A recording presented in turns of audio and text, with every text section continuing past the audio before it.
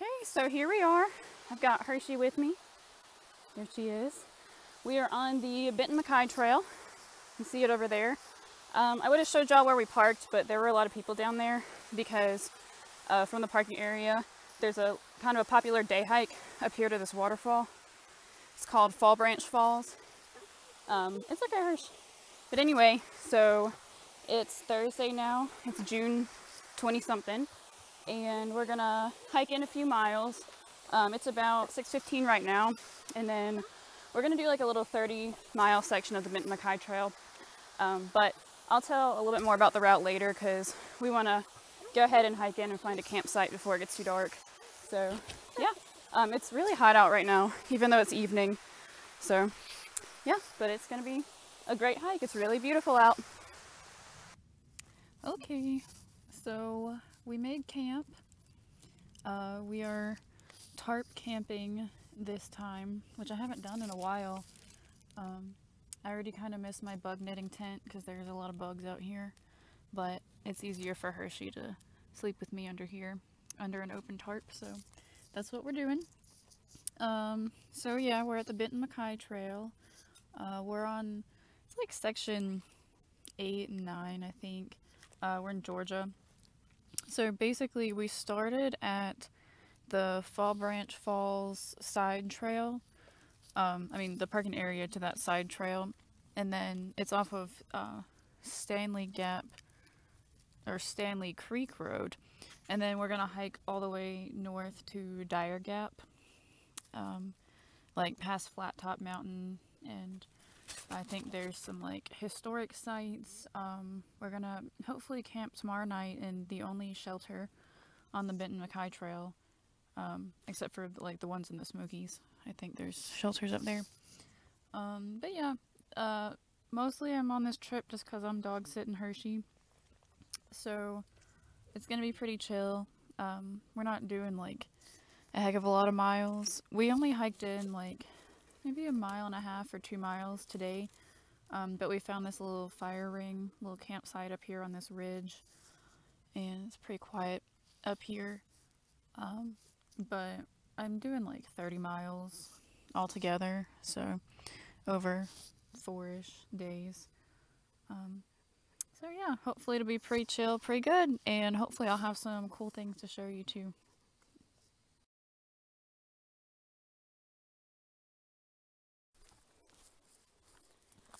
Alright, so it's Friday morning now. It's about 10:45. We've hiked about 5.5 miles already. And I didn't want to stop and film this morning because we ran out of water last night, just because there's not a lot of water sources, so I'm having to share my water with Hershey, and I had to cook. So we were just gonna get up and go hike out to the water source, but there were 3 water sources in the guidebook that I couldn't find, that they weren't there. Like, it was very dry. I didn't even see any mud on the trail. That's how dry it was. But we finally made it to this fork of the Laurel Creek, and we finally got some water. And now the trail led out onto this like old service road, so it's kind of wide right here. It's kind of nice. But we summited Rocky Mountain this morning, and then some other knob or gap we went through. And then we're about to go, we're going to cross over a covered bridge that's supposedly pretty cool in a little bit. And we have to cross over one of the major highways, I think. So we'll have to be careful doing that. And then there's a shelter that it's only like 5 more miles up the trail. Sorry. And hopefully it's nice there because I'm thinking about camping there tonight. So yeah, it's really hot out right now. It gets very muggy. So, but we're not at that high of elevation. I think on top of Rocky Mountain it was like just barely 3,000 feet or less than 3,000 feet. So we're at pretty low elevation. But yeah, it should be a pretty good day now that we finally have water, because I thought we were both going to die. But it was fine. So yeah, when you're out here make sure you're carrying a good amount of water because the sources are unreliable. Even the ones that, like some of them in the guidebook are marked as seasonal, but these were just regular water sources and I couldn't find them. So yeah, just be careful about your water out here. So we just got to the end of that service road. We came from out of there, and we came out to this really beautiful field. It's really hot out here, and the trail's just going this way. You can see there's a blaze on that tree, but it's really pretty out here. It's hot though. Kind of hope we don't have to walk in the sun too much.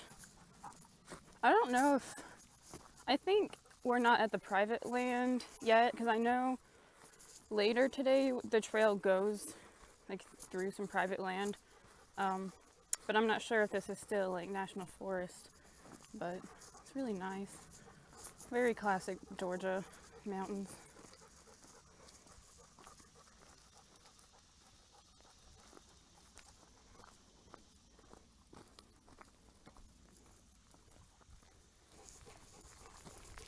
Okay, so we've been walking up this gravel road for a while. You can see there's a blaze on that telephone pole. This is like County Road 158 or something. And I think this is going to take us all the way to the highway that we have to cross over. So it's probably going to be a couple miles on here. So far it's been kind of shady, so that's good. But I wasn't really expecting this much of a road walk. I didn't realize it was like a legit road. But yeah. So I think it's just a couple more miles of this, but it's still kind of scenic. So we made it out to Highway 76. You can see there's a Benton MacKaye Trail sign behind me, and I'm pretty sure we have to cross over it. I have a data book, and then I took a picture of one of the guidebooks that was most current, and neither one of them say whether or not you cross it. They just state that you get there. And I don't see like any more blazes on this side. I walked up there to the stop sign to see what it looked like on the other side, and it just kind of goes down, so I can't tell like where the trail is on the other side. So I don't know, I guess we're gonna cross, because I remember reading, and we have another guidebook that's kind of outdated and it's like a little bit bigger, so I didn't bring that one. But I'm pretty sure I read in the guidebook that you have to cross the 4-lane highway. I'm like 99% sure. I just don't want to be stuck on the other side if there's not like a big enough shoulder, you know? I don't want us to not be safe over there. So there's like a median we can walk out to that's real wide. So I'm gonna put on Hershey's leash and we're gonna walk out to there, and hopefully we can see better, and hopefully at least get to the other side somewhere where there's a big shoulder so we can be well off the road, and hopefully we'll be able to see some blazes over there. It was blazed pretty well on this side, so I'm pretty sure we'll be able to find the blazes when we cross. So there's Hershey down there. So that's what we're gonna do. Okay, so we figured it out. Basically when you cross the highway, you cross over and then turn left and walk like, I don't know, 75, 100 yards, maybe not quite 100. And then there's this like little driveway kind of thing. And then the trail is just up here. So Hershey was a good girl. You're such a good girl, Hershey. Yeah. Okay, so I think the next thing we're gonna see is like the covered bridge, and then we're only like 2 miles from the shelter. It's 12:20 right now, so anyway, making good time today. So we were walking along these railroad tracks for a while, and then we came to a double blaze on the other side of that telephone pole, and then it kind of ended going straight, and there's like it looks like a canal or something on the other side. So we crossed over the railroad tracks, and then there's this path, but I don't see any blazes yet. We kind of lost our blazes. I'm gonna go this way and see if there's a blaze pretty soon.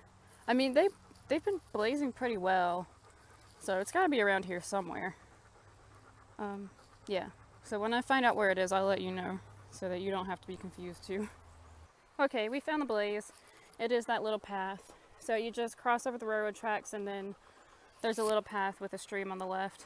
So, goodness, if I'd known it was going to be this confusing, I would have done more research. I honestly, I barely looked at the guidebook and I didn't realize we were gonna be like around so many other people and roads and stuff. I probably wouldn't have brought Hershey here. I read that this section was less popular, so I kind of interpreted that to be more secluded, because a lot of times the Benton MacKaye Trail is. But I think it's less popular because it's just like crossing a bunch of roads, and I don't know, there's like a lot of private land and like houses and things. So yeah, hopefully we don't get lost. But they are doing, the trail is maintained really well, which is pretty impressive. So the BMTA, they're doing a great job with this section, and the blazing is pretty good. I've only been confused a couple times, but you know, the blazes were in places where you could see them pretty quickly, so that's good. This part of the trail is really pretty. We're kind of along a stream, and there was a little waterfall back there.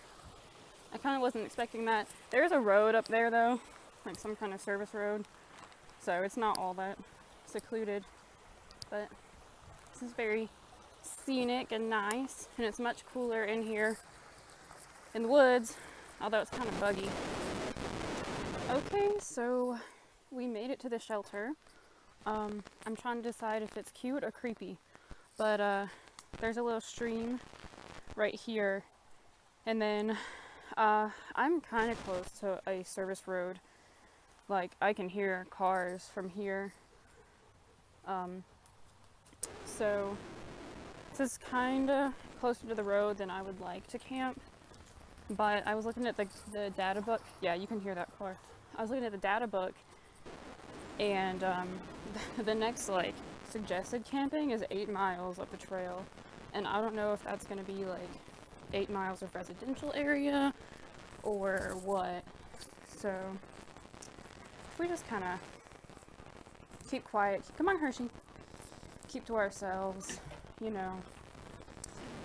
Just be on alert. I think we probably should stay here. There's a trail log. I'm gonna take a look at that, and this is, I guess they left like a map of the area, which I'm gonna take a look at because my data book doesn't have a map, I don't think. I haven't looked at the whole thing, but it's just like data points. Hershey, lie down. Lie down. There you go. Lie down. That's a good girl.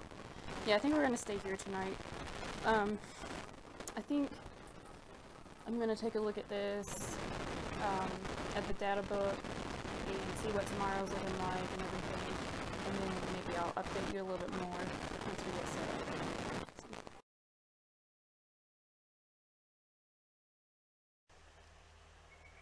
Alright, so it's Saturday now. It's about 10:25, and we just did about 5 miles of road walking. Some of it was just along like major roads. The road is down there. And I think we might be away from the residential areas now, although there's a house over there. But we should be getting up back to the mountains pretty soon. Also, my battery's about to die on my phone, and something went wrong with my battery, my power bank, so I'm not going to film very much today to hopefully let it stretch out. But there's Hershey. Also on our road walk, we got chased by a pit bull, and that somebody just let out of their yard, and some other dog too. It wasn't like, it ran up to us really aggressively, but I threw some rocks at it and I tried to hit it with my trekking poles, and then it just kind of followed us at a distance for a while. But Hershey was so good. She didn't try to engage with it at all. She was so good. But yeah, so we're gonna camp somewhere, hopefully within about 5 miles of Dyer Gap up in the mountains, and I think we're just about done with the residential section, and I think we're both ready to be up in the mountains. So I'll update you maybe tonight when we make camp so I can save my battery. Alright, so y'all can see we made it up to McKinney Gap. We've kind of been climbing, and then we'll walk along old service roads for a while, and then climbing some more. We came from that way. So we can either go 1 more mile to the next gap where there's camping and water, or we could just tank up on water and then hike 4 more miles to to the closest camping spot. So we'd be about 5 miles out from Dyer Gap tomorrow. But I mean, even if we're 8 miles out, that's still not too far to hike. So we'll see when we get there. I think Hershey's a little tired. She's slowing down a little bit. All right. So I wanted to show y'all where we're camping tonight. We're at Hatley Gap, which is about 7.6 miles out from Dyer Gap, where we're going to get picked up tomorrow. But this campsite is really nice. It's spacious. There's Hershey. There's a little fire ring that's definitely been used, but it is beautiful here. It is absolutely gorgeous. This is what we were going for on this whole trip. This kind of seclusion out in the forest. It's beautiful. I highly recommend camping here.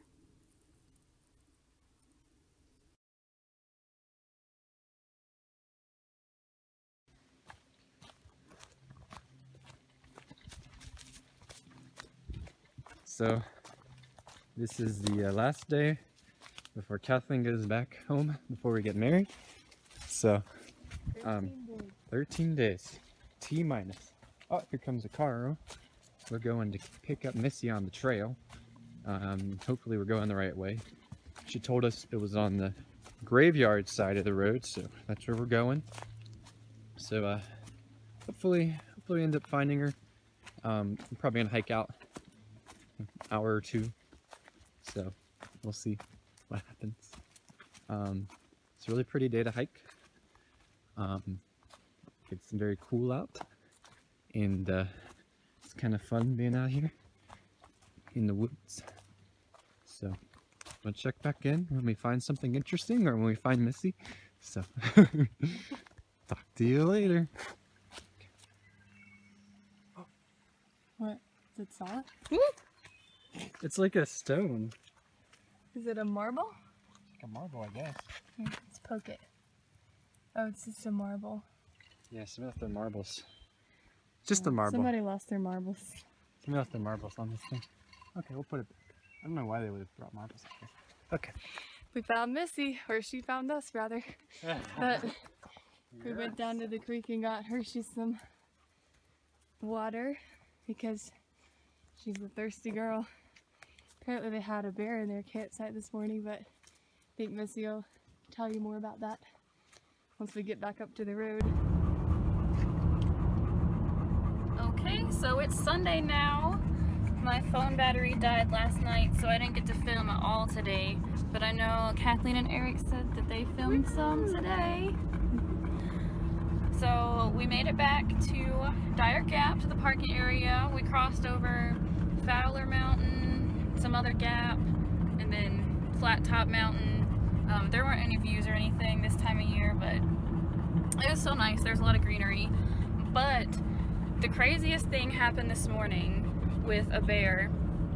So it was like 6:30 in the morning, and I was kind of like half awake, half asleep, and Hershey stepped out from under the tarp, and then I heard her like snarl, and then she started barking like super like urgently, like there was something wrong. And so I like popped my head out of the tarp, and in our campsite, probably about 25 feet away, was the biggest bear that I have ever seen, just staring straight at us. And so Hershey was barking at it and kind of like mock charging it, and it was not fazed at all. And so I started yelling at it, and then after I started yelling at it, it just kind of like sniffed the air, and then it took a step closer to our tarp.